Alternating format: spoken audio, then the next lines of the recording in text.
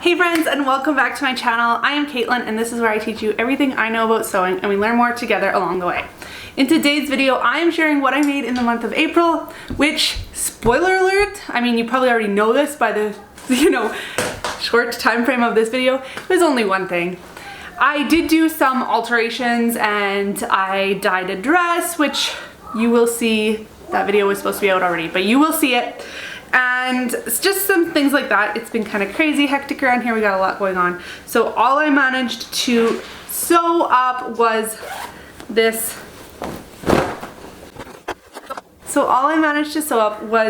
Sleeper for my daughter. And yeah, it's huge because she is, well, she's gonna be 6 and they received footy pajamas as a Christmas gift and hers were too small, so she's been asking me since then to make her some, and I finally just did it. I didn't want to buy a pattern because that wasn't something I was doing, and I couldn't find anything. Like, I was actually willing to buy one, but I couldn't find any that weren't fleece. So I made one, and this is actually upcycled from a dress that I have created previously. So yeah, I chopped it apart. I think I didn't use the same yellow. I used a different yellow for the sleeves, just another remnant I had. And this is a custom jersey cotton lycra from, I believe it is Fabric Snob.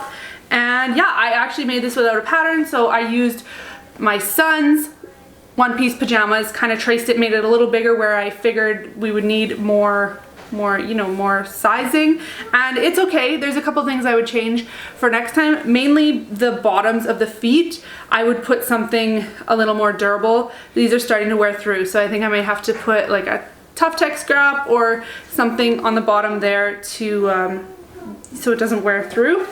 And then I think I probably added a little more width than I needed. She's fairly slim, so probably could have kept the width the same as my son's. And I mean, they're very similar in size anyway. She's just a little bit taller. So I did add quite a bit of length compared to his. And yeah, that's about it. So I just copied his. It's a nice raglan style. And then I did a zipper. On his, the zipper goes all the way down to the foot, but I didn't have a zipper that long unless I used like zipper by the roll, so I wasn't doing that.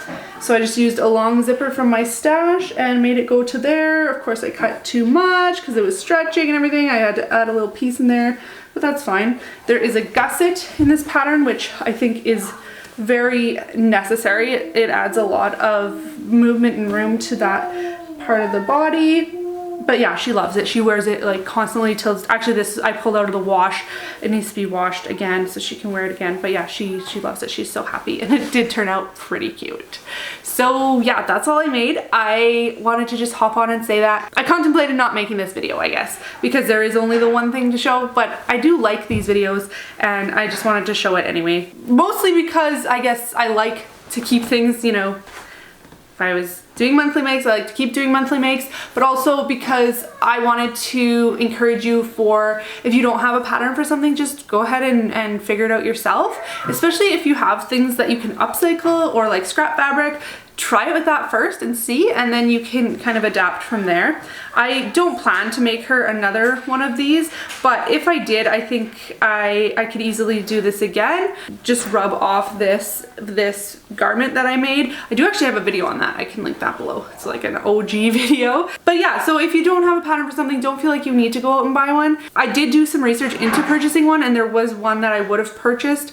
I can't remember which shop it was, but I would have purchased one, and then I thought, no, I'm sticking with this, not purchasing a pattern. And I also thought about like combining a pant and top pattern, and then in the end I just wanted to just like, it was like a decision where I was like, I'm making this today. So I just grabbed my son's pajamas and recreated them basically into this. So going forward into May, holy man, it's May already, me made May.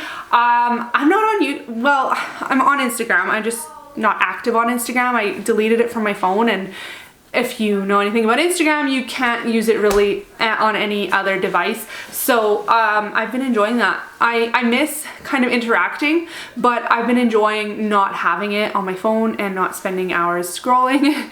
And yeah, so May is going to be a very busy month for us personally. We got a lot going on.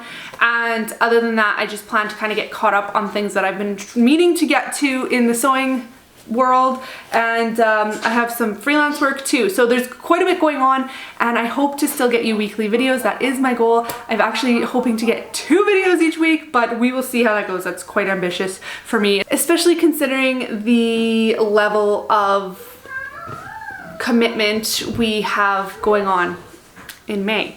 So with that being said, thank you so much for watching. I do appreciate every single view and like and subscribe. It really does help me out in like the business sense, but more importantly, it's nice to know that people are watching and that I can maybe encourage some people and commenting and letting me know that I'm helping you, or if you have more questions. I do love answering questions. So thank you so much for sticking around, for liking, for subscribing, for commenting, and I'll see you in the next video. Bye!